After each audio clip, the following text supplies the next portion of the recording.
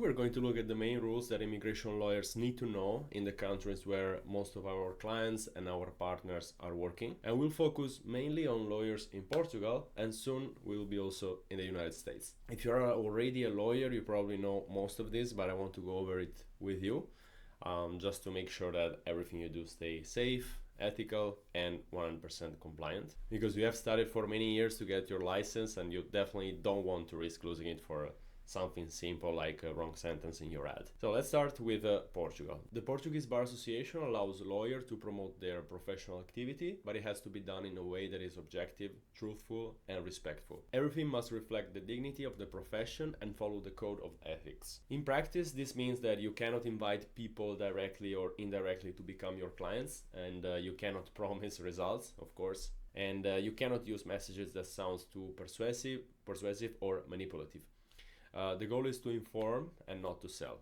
What I've always seen working best for immigration law firm is something very different from aggressive ads, and it's about promoting some content and creating this content that is educational. So an article, short blog post, a guide that people can download, or a simple video where you can explain a real problem and show that you understand what your potential client is going through. When you educate your audience instead of pushing them, you build trust, and that trust is what brings real clients, real results. That's the kind of message I've seen working over and over again for lawyers in Portugal. So basically, here is what you have to remember. Just like when you talk to your clients, you cannot make false promises. This is obvious. You cannot guarantee results, and you shouldn't use strong call to action like message me now or book today or solve this problem now.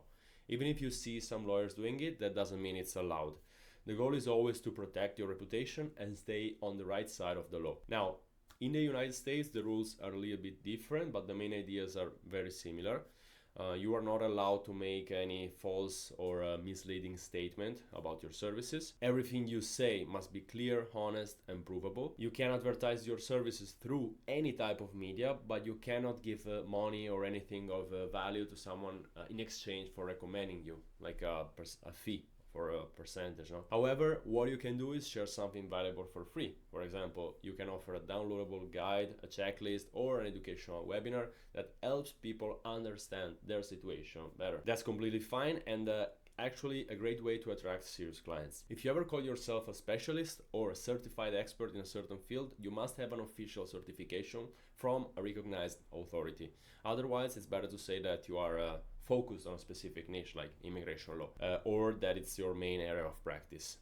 Every piece of communication should clearly include your full name and your firm's name and contact information. It must always be transparent so people know who they're talking to and who you are and what you do. Never guarantee results, never use fake or exaggerated numbers, never contact individuals directly through ads or messages, never pay third parties or influencers to bring clients to you, never make it sound like results are automatic or effortless, and always be clear, honest, and realistic, as you're doing in your normal job.